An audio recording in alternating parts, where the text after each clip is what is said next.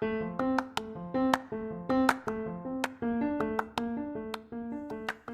you, welcome to Sacrilegious Discourse. I'm husband. I'm wife. And together we're reading the Bible.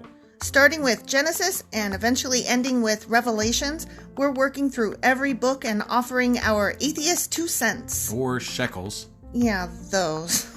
We're asking questions and pointing out all the nonsense. We aren't academics or scholars. Nope. In fact, when it comes to religion, we really don't know anything at all. What we've learned so far is that God's a dick. Oh, he really is, isn't he? If you're interested in how we reached this startling conclusion, maybe start from episode 1. Otherwise, jump in anywhere. It's all good. Yep.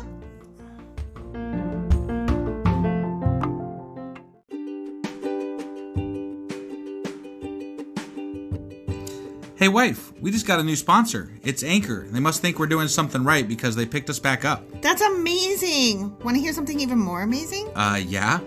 I actually know what they are. You are full of shit. I'm calling your bluff. Tell me about Anchor. Okay, so Anchor by Spotify is the easiest way to make a podcast with everything you need all in one place. I'm actually surprised you knew that, but did you also know that Anchor has tools that allow you to record and edit your podcast right from your phone or computer? Yes, because I see you do that on your phone all the time and it looks pretty simple. It really is, and when hosting on Anchor, you can distribute your podcast on listening platforms like Spotify and Apple Podcasts. But I use CastBox. Yeah, darling, I know you like CastBox. It gets distributed there too, and lots of other platforms as well. And how much are we paying for this awesome service? Absolutely nothing. Coolio! So then we should tell people to download the Anchor app or go to anchor.fm to get started? Yep, do it now.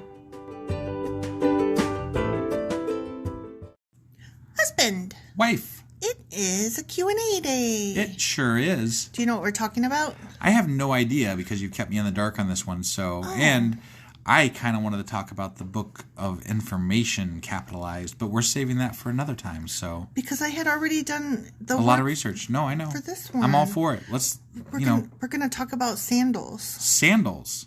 Oh, that's right. Yeah, remember? Yeah, that was that saying, like, when they're going to say he's the guy that had his sandals taken off or something like that. Yeah, or whatever the hell it was. That one. It was from Deuteronomy Chapter 25, verses 9 and 10. Such a ridiculous And it was when thing. the lady was supposed to marry her brother-in-law if her husband died. And if he didn't want her, she didn't want... Oh, he wouldn't take her, so she had to address the elders. Right. Yeah. Okay. And say all these words, and then she had to spit on the ground in front of him. Right, and he'd be forever known as the guy who had his sandal removed. Right. Just the one sandal. Yeah, just the one sandal. Yeah. Okay. All right, well, let's go find out what the fuck's up with sandals. Right? All right.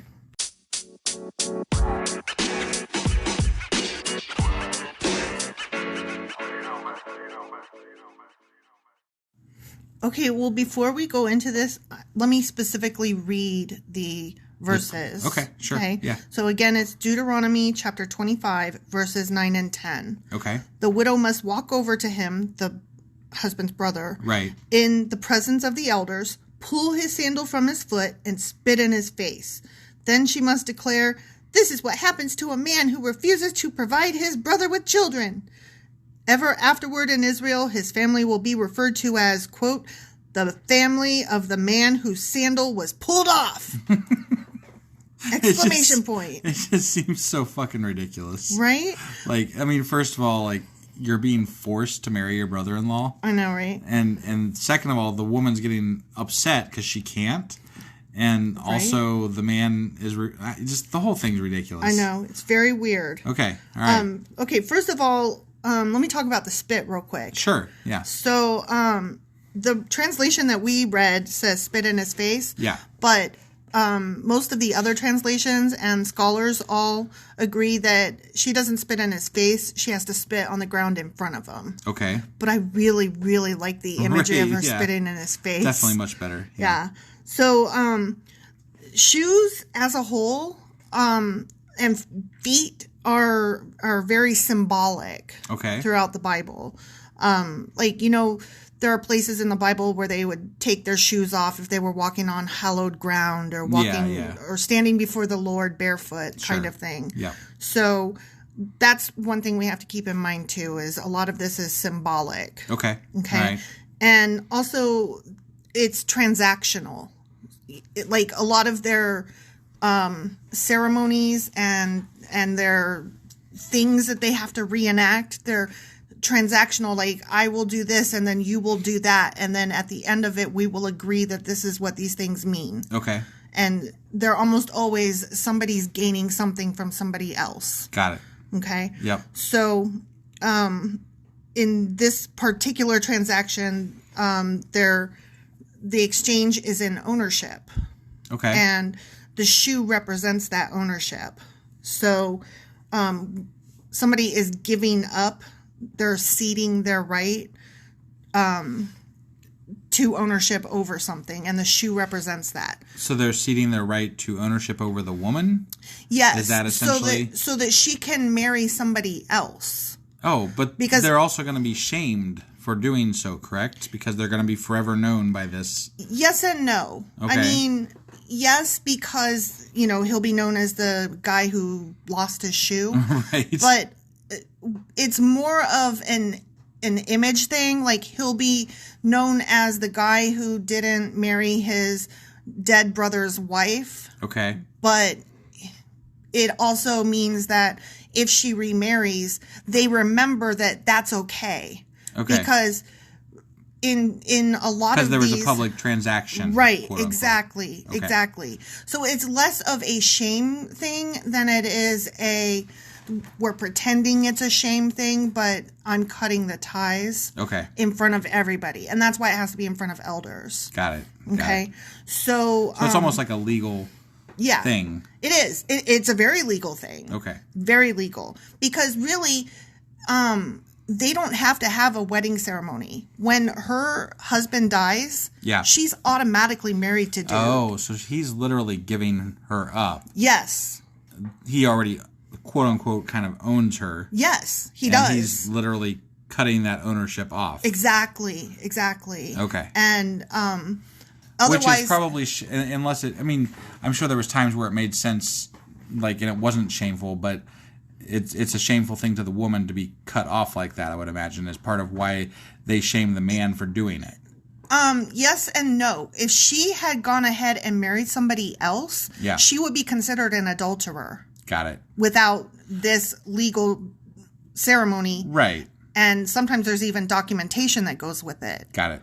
So it allows both of them to not be legally wed to each other. It's almost like a public divorce. Okay. So it is legally binding when they do this. Sure. And it's a way of expressing their free will and choice. Okay. So they're expressing free will. Yeah. Okay. Yeah. I'm going to read this because I thought it was really interesting. Okay? Okay.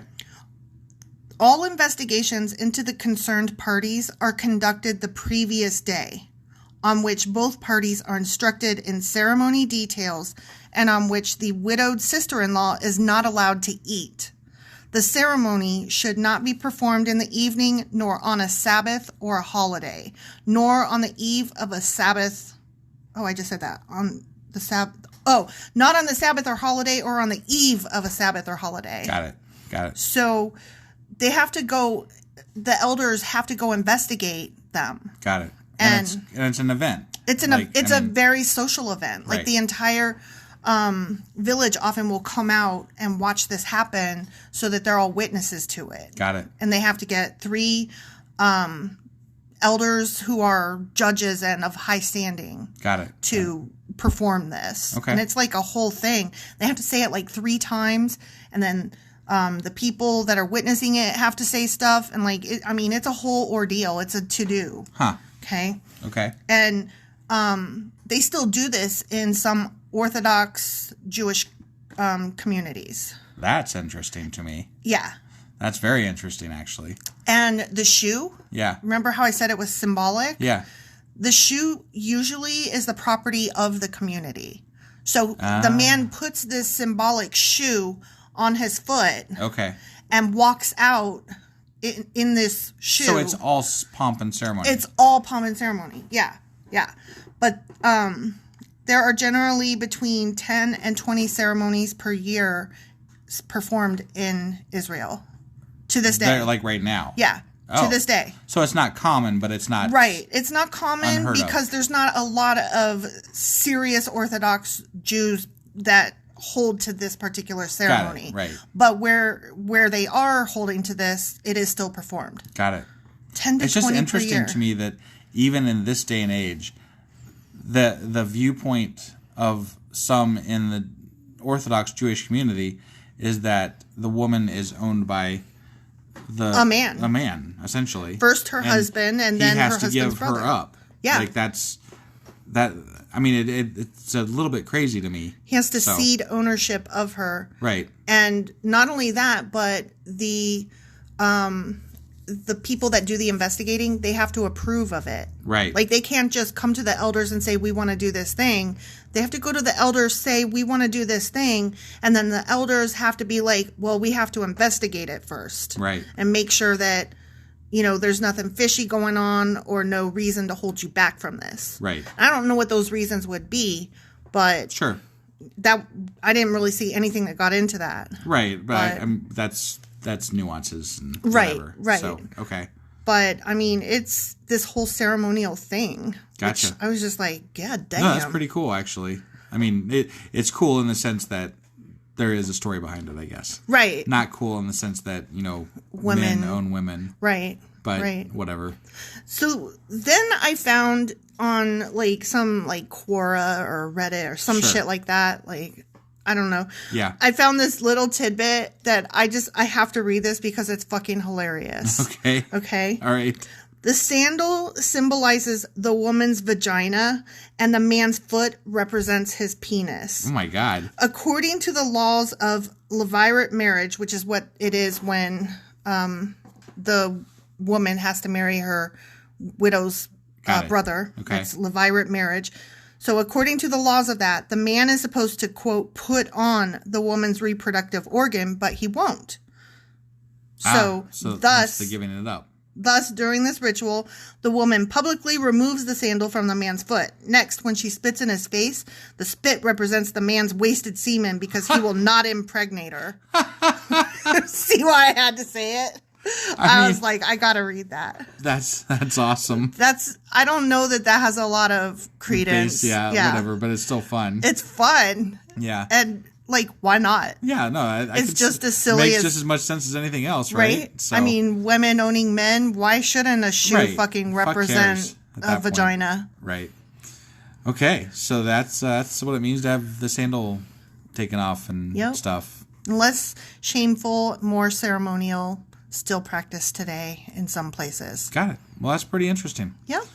All right. Well, tomorrow is going to be our compilation. And then, also I have to say one thing while we're here, because tomorrow is the Super Bowl. Oh, yeah. And I've got to say, Hooday, go Bengals. That's true. Because that's my team. I know. It is. It's my team. It is. So, go Bengals. Go Bengals. All right, guys. See you either tomorrow or on Monday. Yep. Bye. Bye.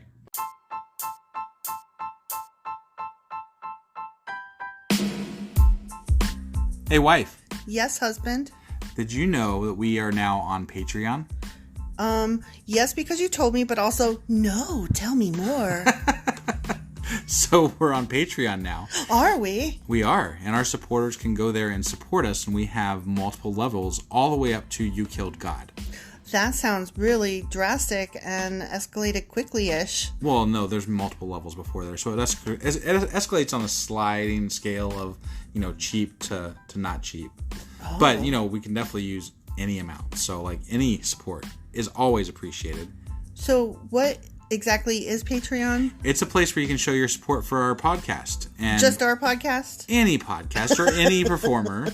But, we're the ones that, you're listening to right now. So maybe you should, support us. That'd be awesome. That would be awesome. But we love you anyway. So all you got to do is go to Patreon, look up Sacrilegious Discourse. It's actually patreon.com/sacrilegious discourse is our actual main page there. So head on over and send us some love.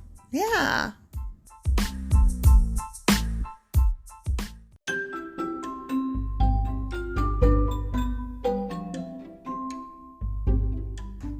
Husband, it's the end. It is indeed, wife.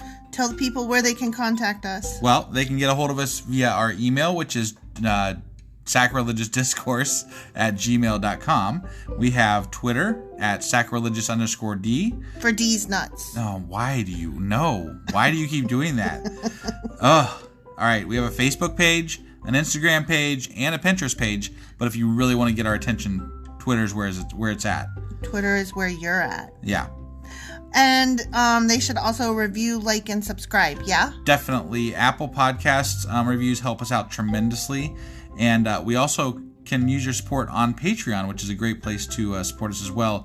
That would be at patreon.com/sacrilegiousdiscourse. Don't forget to say thanks. Thanks. Okay, bye. Bye.